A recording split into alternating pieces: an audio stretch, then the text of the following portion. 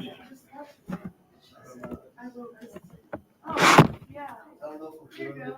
Yeah. I don't want to regret it. Yeah. I mean, look at it this way. Like your junior team. This is last year to play basketball competitively. Why don't you go to college? The last year. If you like it, go do it. Because after this, guess what you have to start doing to go play basketball? You want to join a league? $20. All right, guys, let's go ahead and start the roll. Lila. Kaylee.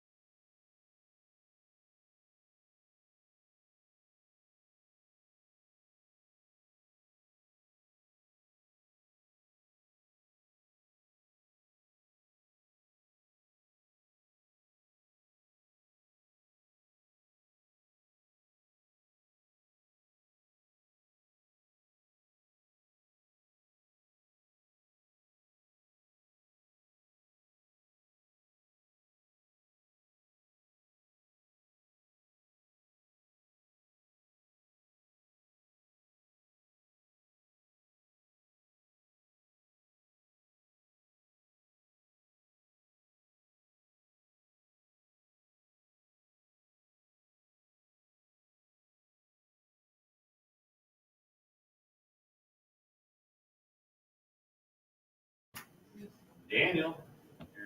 MJ. Ethan.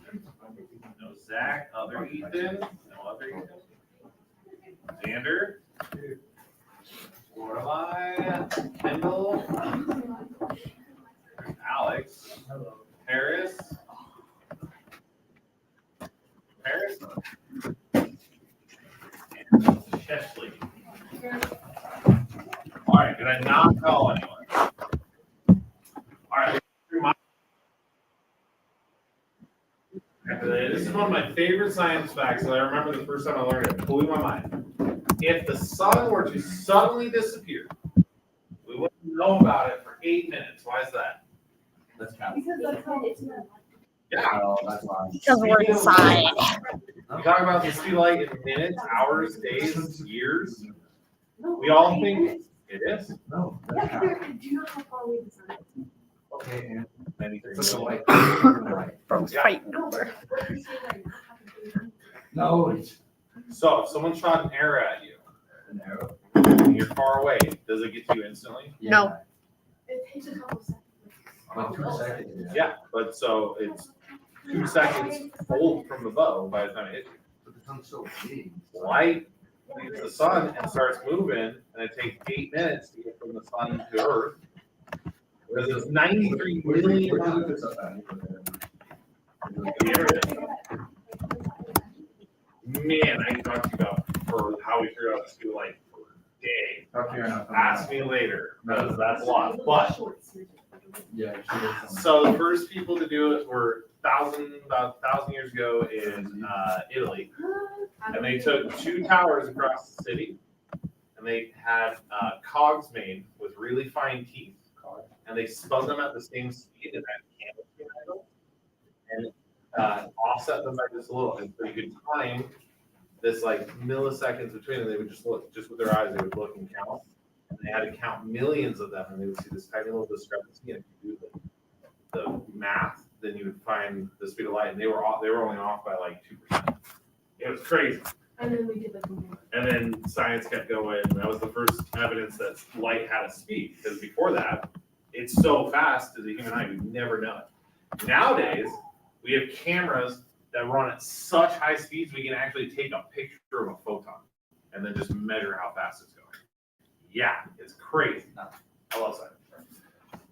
What we would feel though, before we saw the sun go out, no, because we would still get all the warmth from the sun for 8 minutes. Yeah, you're right. I was just joking. What we would feel though is gravity isn't a speed, it's a force, so it would instantly go away, so our planet would stop orbiting and then just start moving in a straight line forever.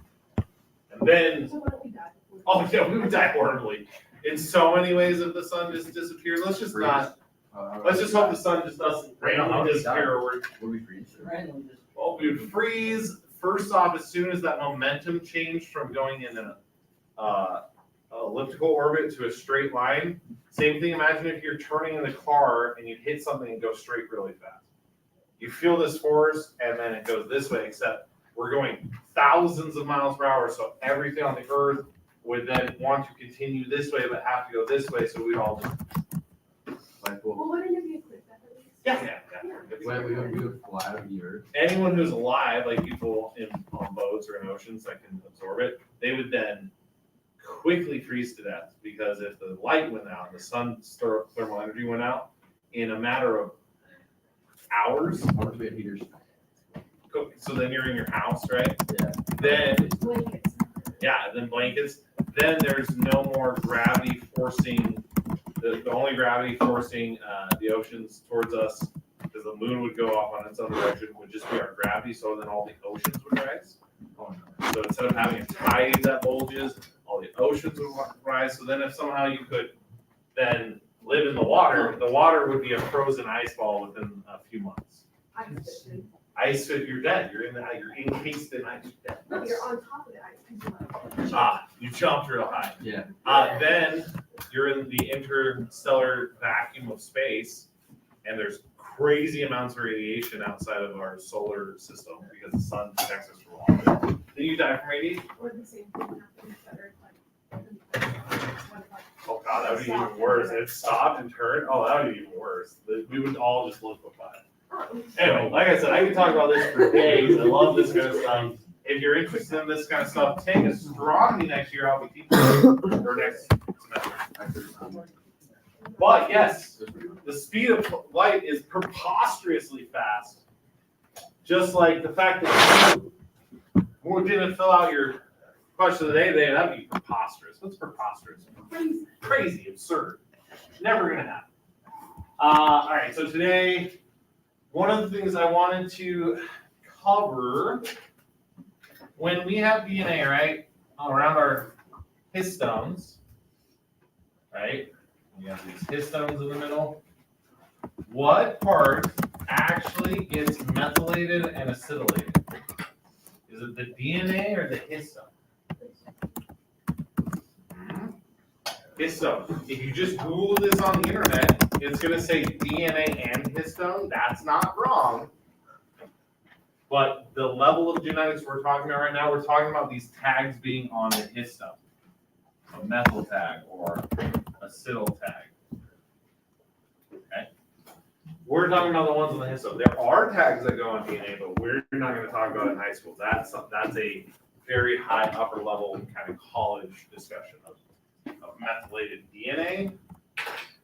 Right now, we're just talking about the histones because that's what actually changes the shape. Okay? And in epigenetics, we're talking about what of the DNA? The A, T, C's, and G's? No. The shape? No. Whether it's packed in, spread out, it's the shape. Oh, Epigenetics is the shape of the DNA molecule. Next week, we'll have not a quiz, an exam. So it's going to be what? Closed notes. Guys, don't freak out because you can do what after the closed note exam? Corrections. Test correction. But here's what I don't want to see. Do not come in and be like, oh, I'll just make it up on the test correction. Because the test corrections are what? Open notes, right? But that does not mean come in and bomb the exam in class so you can just do the test correction. Because I need to, as a teacher, see how capable you are without your notes. Because I'm not trying to see how good the notes are doing or how good the internet's doing. I need to see how good the class is doing. And in our society, a lot of times we're always told you have to be the best. If it's not your best work, just ignore it or forget about it. If you always ignore the C's or say, I'm not going to look at the C because it upsets me, you continue to make those same mistakes. If we take the time and say, hey, look, open notes, I didn't do as hard as I want, we can fix that with test corrections. But then you look at it and you say, here's the parts that I didn't get right, okay? Word of the day is done. All the phones should be away, everybody. So come in, take your best shot at the exam. And if you don't get the best grade in the world, awesome. You have test corrections to make that up, right? I don't want to hurt your grade, but I need to see how well you can do without your notes. If everyone gets an F on an exam, whose fault is it? Yours. Mine. If everyone does bad on exam, that means I did something wrong. So if every note was open notes, I would never know if I'm teaching, right? So your grades, if they're bad, makes me a better teacher so I don't make the same mistakes.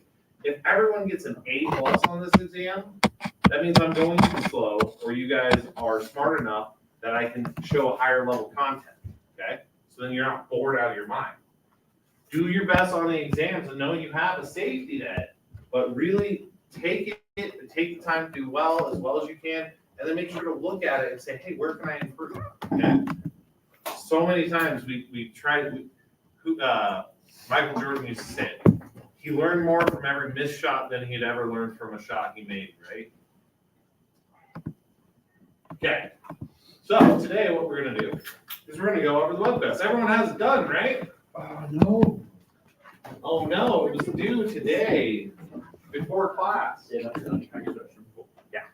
So, again, if you were just sitting here waiting for me to get the answers on the web quest, you're going to be disappointed because we're not going over answers, we're going over concepts.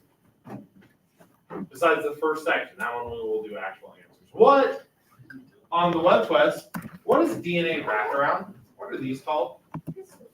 Histones. Okay? Make sure you know that. Histones are what DNA is wrapped around. All right, structurally, what are we talking about structurally when we talk about the epigenetics? Who wants to take a shot? Yeah. Oh, it was you. Yeah. It's like the DNA is like tag, And how you tag them, and that changes their what? like coding for Coding for if it's on or off, but does it change the actual codes of the AT, G's and C's stuff? It changes the what? The structure, the shape, right? From which one's this part called? And what is this part called? Is which, yes, perfect. Which one's which, guys? Which one? Whole class. Everybody look up here. Which one's this? Let's say it together. 3, 2, 1, go. Heterochromatin. And these are what? On or off? Yeah, you see that? Can you get in there easier? Which one of these can you get in the middle of easier?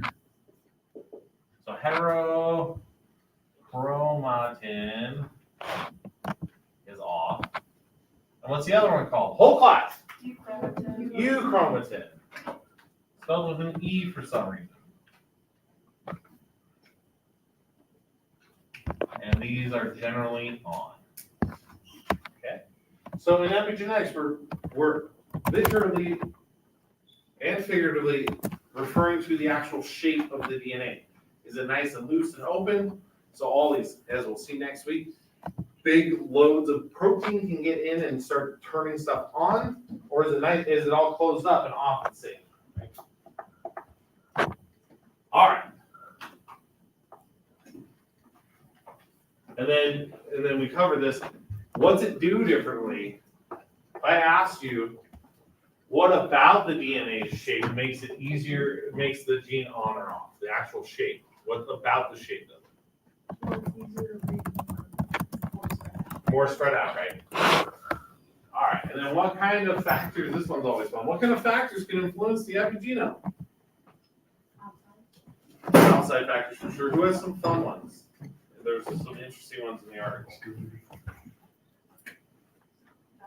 Diet's a big one, yeah. Stress is a huge one. Meditating around crystals can do it. We've seen genetic. Do you guys think it's the crystals that are changing your epigenome? No. What part of the meditating around crystals is doing it? Stress relief. It's the meditation part. No. Meditation has been shown to greatly improve it, and it's not because you're meditating in any specific way. It's because you're taking time to relax. That's Your great grandfather's experience in World War II can affect your epigenetics. Does that blow anyone else's mind? Your great grandpa's experience in a war affected how your genes work while you're alive. Wait, what? Yeah, Wait, crazy. What? Yeah, people who, so like PTSD is inherited. So if you have PTSD or your parents have PTSD or your great grandparent, you have a higher likelihood to have it because PTSD causes a lot of stress. We saw stress does what to your epigenome?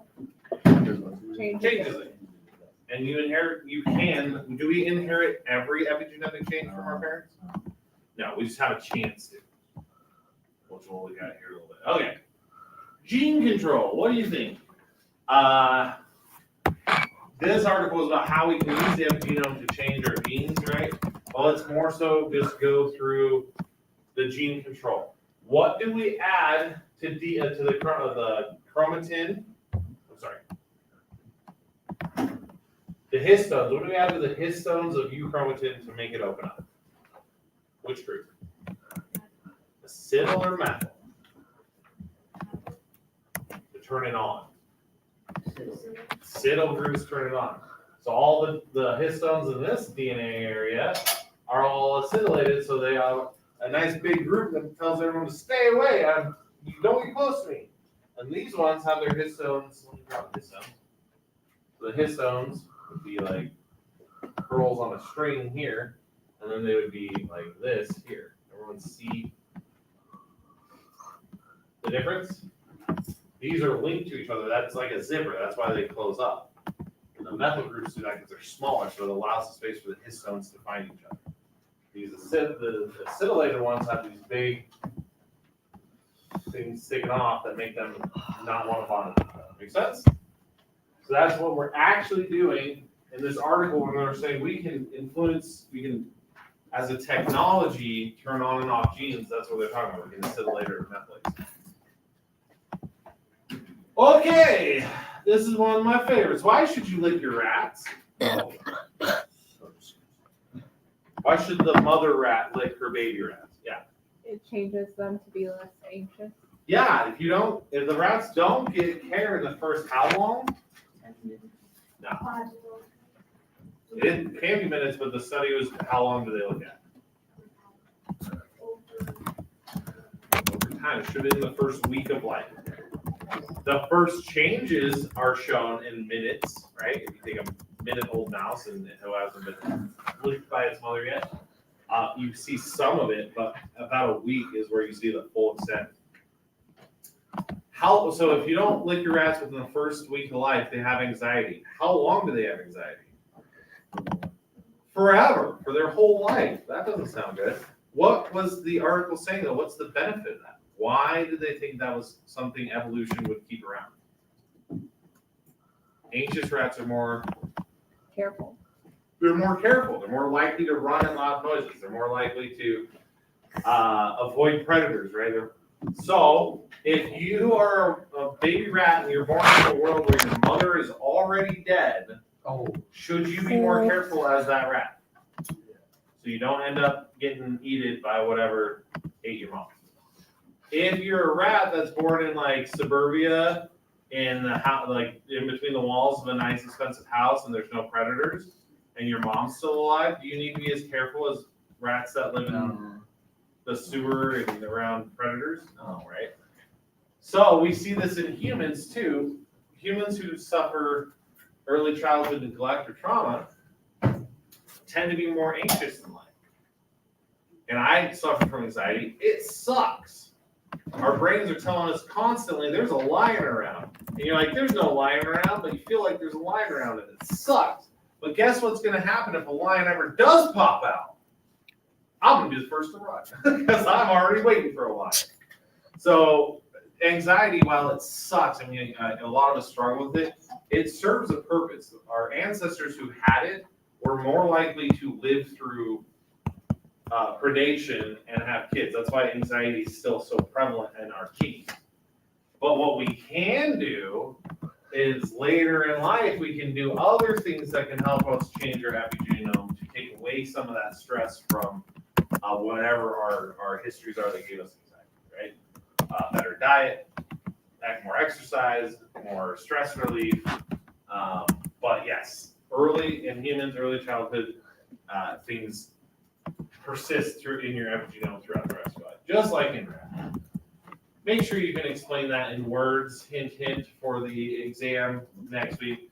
If I were to ask some open-ended question like, how does the mother licking her baby rats affect their genome and why, right? Explain that. Oh, well, some of the genes are going to be turned on. Oh, and then here's the other part. In the study, the genes they were looking at, were they methylated genes or acylated genes? Who remembers? Who remembers? It was in the video. Who watched the video? When they actually took the blood samples from these rats, they looked for what kind of DNA? Methylated DNA or acylated? Methylated DNA. In general, the reason scientists are always looking for methylated DNA is it's way easier to find methylated DNA in like chemistry-wise than it is for acylated. Okay? That has to do with a bunch of chemistry we don't need to do. All right, next one was still about the rats. Insight from identical twins. What did we show?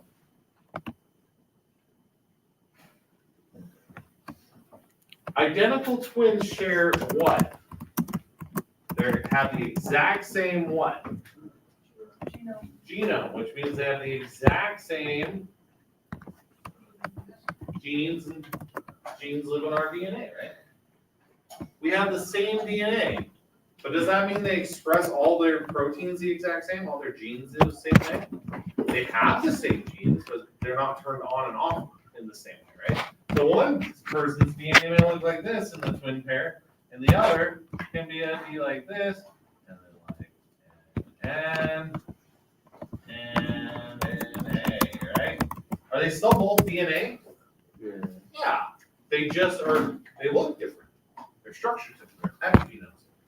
What are some things after reading this article that we saw that can be different between identical twins?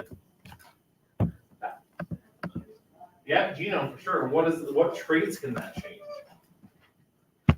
This, by the way, great little resource if you want to like look at something easy to study. Just get, oh, here's some things that epigenomes can consider to change. Height. Who knows identical twins that are slightly different heights? Yeah, right? We used to think it's because one of them was the runt, right? They got less nutrients in the womb, right? Because we see that in other animals. Even in other animals, we're finding out, no. It's not anything to do with nutrients. It's to do with their epigenomes. Height is a strongly controlled trait by the epigenome. Is it a big difference in height? Not really. One that we're still trying to figure out, reading disabilities. We very commonly, and if you ever met identical twins, very commonly their approach to school and how they learn is vastly different. We're finding cognitive. Who can explain what cognitive means? What's that word mean? Thinking. Cognition or cognitive means to think. The way they think is completely different. So that means the epigenome in what organ is extremely different. Their brains. Their epigenetics in their brains are one of the biggest things we can see a difference in between twins.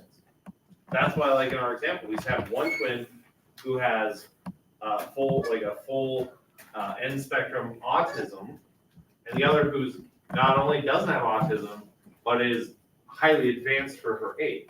And that's because something was different in their epigenetic. Other things, their propensity to become an alcoholic, drugs, Alzheimer's later in life. Cancer has little to do with our genes and more to do with our circumstances, right? If one twin is born in a place that makes asbestos, which has been shown to methylate your DNA, they're going to have a way higher risk of cancer than their twin who did not grow up, right? There's lots of things. Lots and lots of things. Immune systems are generally vastly different. Like the Gibby twins, they had different lives, but how did they have in the body pretty much? similar epigenome or similar genome. So, one part of our epigenome, we talk a lot about what can change it. The ability for your DNA to be methylated and acetylated also comes sometimes from just your regular genes, right? Because remember, where are the genes to make your histone? All genes encode for a what? You should know this. This is on your quiz. All genes encode for they're on protein. A trait in the protein. All right, make sure this is in your notes. This should be top line by now. Gene equals what? Protein. I'm gonna put like 2 exclamation points and like 4 stars next to this. Do you think it's important? Histones are what kind of molecule? DNA or protein? Protein. So where was it made? The DNA was read to make histones. If you have a faulty gene to make your histones, how well can you compact your DNA around histones? Not great. So yeah, they're the things that control. So anyway, that's how their genes, actual APCs and Gs, might have given them a better chance to actually make that histones and the molecules good. The other one is we find in twins they make a lot of the same decisions, even separated. So there's something genetic that will tell them what to do. They won't let their even given circumstances they're like both less or more likely to smoke cigarettes or read or blah blah blah. So something in that is genetic as well. If you really looked at their epigenome, though, I bet you it's quite different. They probably just have similar markers, which could have been what they inherited. All right. This is a good one. Nutrition. What's one of the biggest things we've heard affects your epigenomic health? What you eat.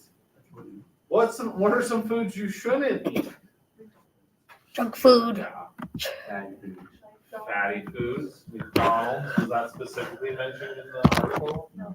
Okay, but what about McDonald's food? There's one in here, this article that is huge for it. We see it all the time. What? Processed. Food. What kind of food? Processed. Me. Close, I heard it. Meat. Who said that? I heard Processed. cheese over here. Processed meats, smoked meats, cured meats, bacon, ham, smoked turkey, anything that is not a raw meat that you just cook over fire and eat real quick, and then we preserve. Nothing wrong with it. We need that because we need preserved foods or we'll die. No. We sure will. We can't feed the whole world without preserved foods. But the less of it you can eat, the better your health is. And we're finding a lot of that is epigenetic. Weird. If you eat good food, you get good results. Not raw. Cooked and then eat. So the difference, so do you know how we make bacon? I hate bacon, so I Do you know how we make your turkey? Like lunch meat turkey? So you cover it in salt until the salt sinks all the way through it, because that stops bacteria from growing in it. Then later, you'll cook it or whatever. Cured hams, cured processed meats, we put chemicals, usually some kind of salt or sugar, and that keeps them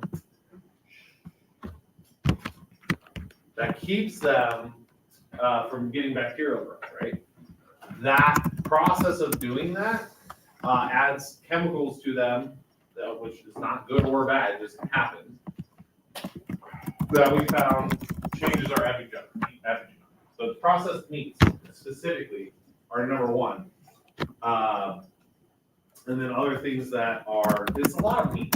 A lot of the meats are bad. Meats, cheeses, dairy. And when I say bad, does that mean, oh my gosh, I should never eat them again? Or, no, it means if you can choose between eating green leafy vegetables or a half pound of bacon, Bacon. sure, maybe once a year, right? You just go pick out on bacon. But if you have the choice, you should pick better fresh grown foods. And that's been shown that greatly, and we're talking greatly improve epigenetic health. Greatly turn on genes for weight loss, genes for cognitive abilities, genes for anti-stress. The better fuel you put in your car, the better the car runs, right?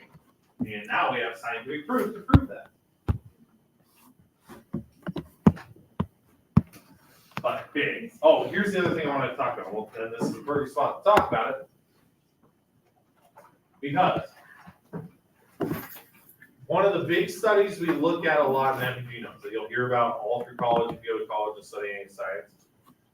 They did a study on the epigenetics of survivors of the Holocaust who were in like places like Auschwitz and other concentration camps, and their descendants, and the people who went through starvation in World War II pass along starvation epigene markers to their grandkids.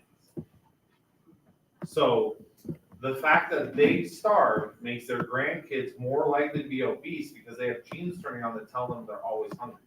Because they had, your great-grandparents had a gene that turned on that said they were always hungry because they were being starved. You inherit the genes to feel more hungry.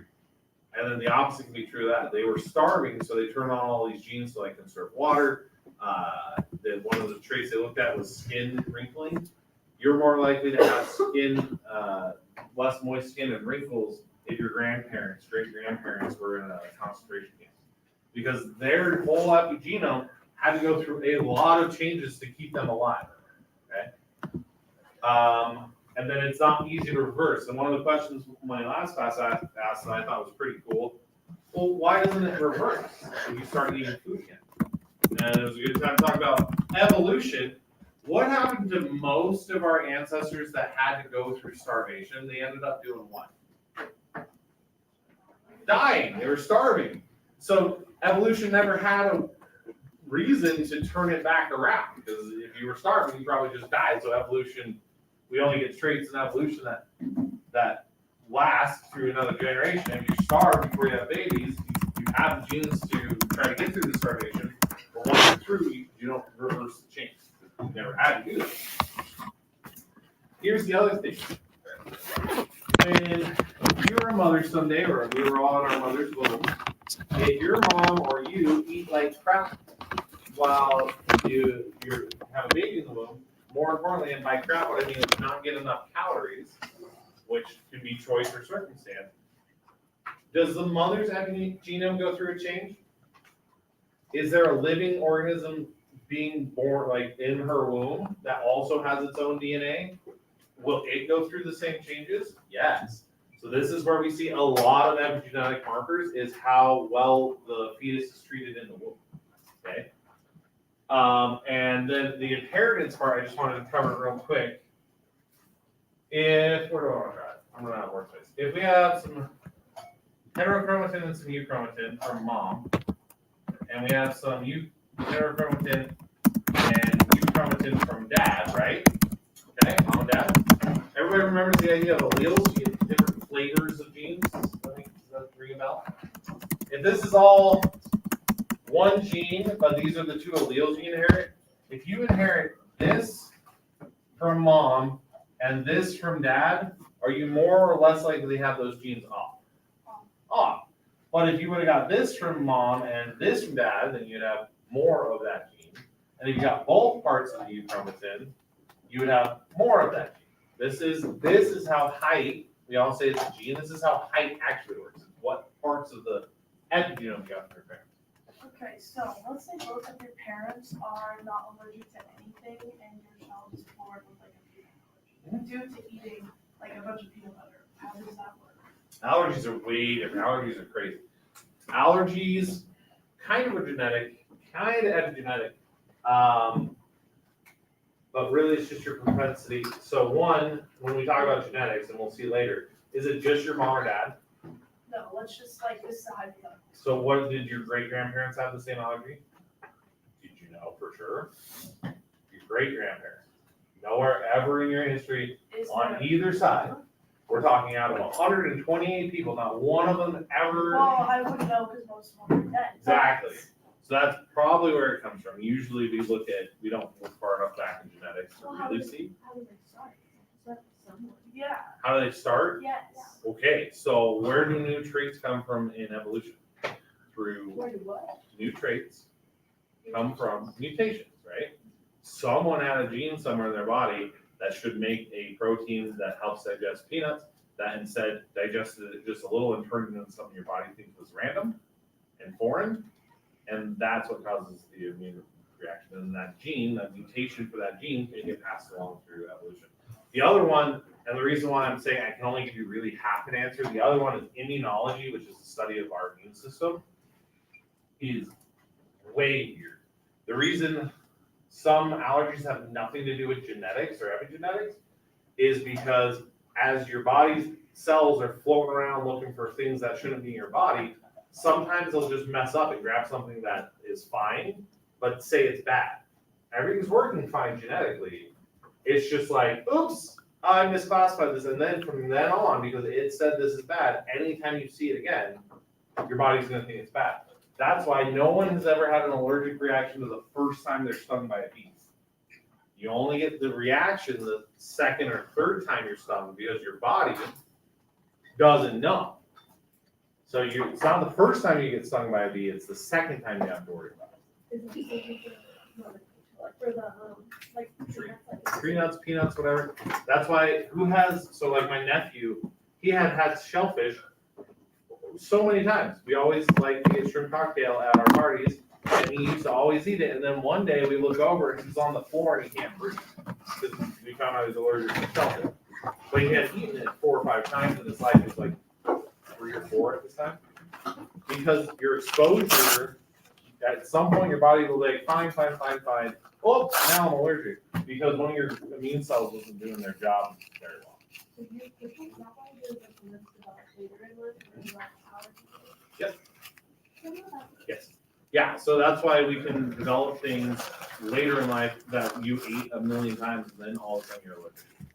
Why is there, like, say my little brother has a why is that?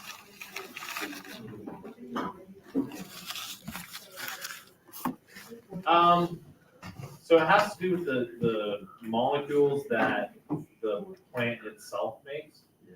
So, one, we don't know. Like, that's a huge question in immunology. We have no clue why some things are more likely to cause immune reactions than others. We have no clue. But some of the ideas are different parts of plants have very different properties, right? Some roots, like who here likes rhubarb pie? If you eat the stalk of rhubarb, you die. Or is it leaves? No, This it's, is why I just don't eat rhubarb. it's, it's the leaves, you can eat these. Yeah. Yeah, anyway, part of it's poisonous. So our ancestors who ate the wrong part were a lot more likely to get so peanuts are actually legumes, so they're actually not, their energy storage, not like, here's what you're gonna do to like pass on your genes that live underground. Whereas corn is a grain and a seed, so they're two different plants. So we don't know, but I mean, that's one of the theories, right? Because peanut allergy is weird too. Yeah, We don't. if we pull that right back to the peanut allergy. So let me do this first and we can talk more. So we have 8 minutes. What I would recommend doing this time, that's everything we needed to cover for the exam. Study for the exam. If you don't feel like studying, you're gonna study this weekend, get your book out and read, okay? And then do that till the end of the month. Sound good, guys? Yeah. Genetically is so many, like, without your, just, like, regulation almost. Like, cause let's say, like, I developed lactose intolerance. Yeah, so that's a very common one to develop later. Yeah, and none of that. Yeah. Like, Lactose intolerance is a little different, so what usually happens there can be mutation, but especially through epigenetics, your body needs lactase early in life to break down mother's milk, but it doesn't later in life as well as usually happens after. So your genome, your epigenome is on, these chromosomes for the lactase, and as you get older, some signals those into close back up to heterozygote. so, and that's, like, back to the peanut allergy thing, just like how autism is Autism's not a big So deal. all these areas is when I can like walk, but before you go for class. It depends on what kind of autism, like Down syndrome is a variation of one of Yeah. like autism. Alright, so you got the nose guard But right but I get what you're saying. Nose is one. Uh, The ones that are circled. It really depends on if it's purely genetic, if it's epigenetic, or if it's circumstantial. Those are your three buckets of bookends. Let's say like in all of genetics, done everything and none of it. Unless if you're like, I mean, and, but.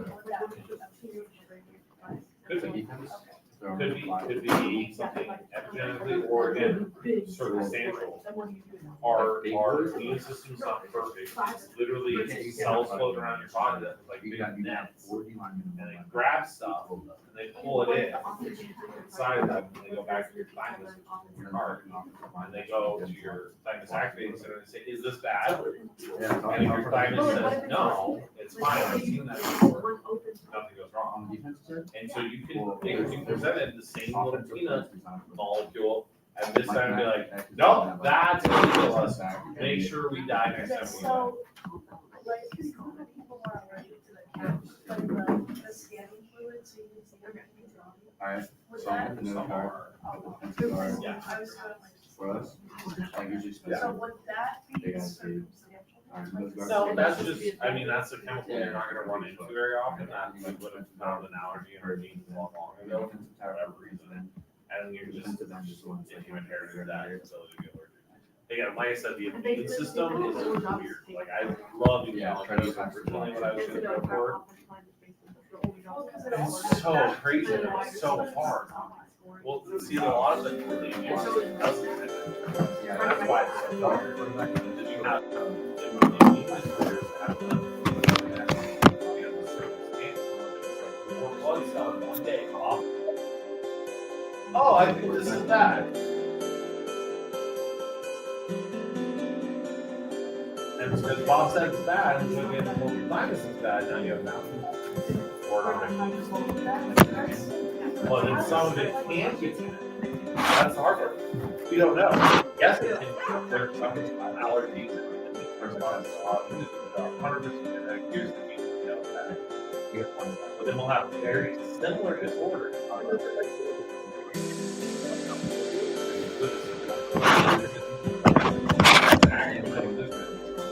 Lupus is inherited.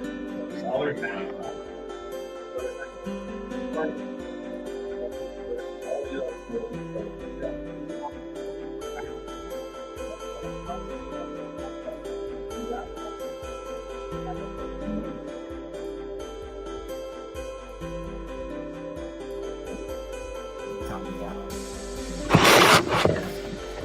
Yeah, that could happen. Why did it? I know, that's why.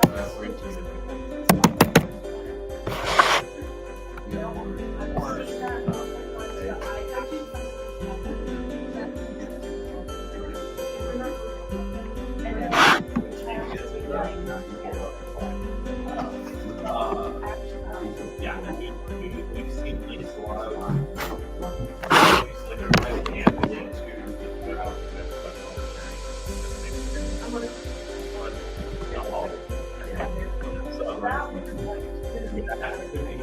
that would be a lot of change out your genome.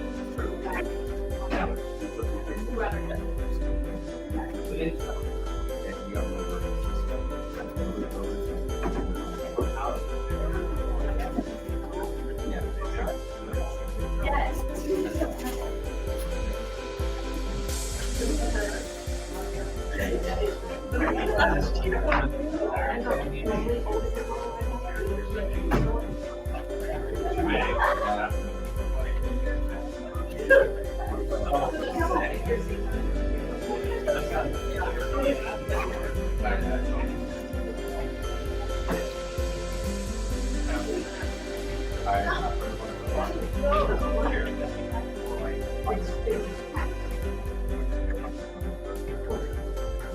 see it both. I just see it.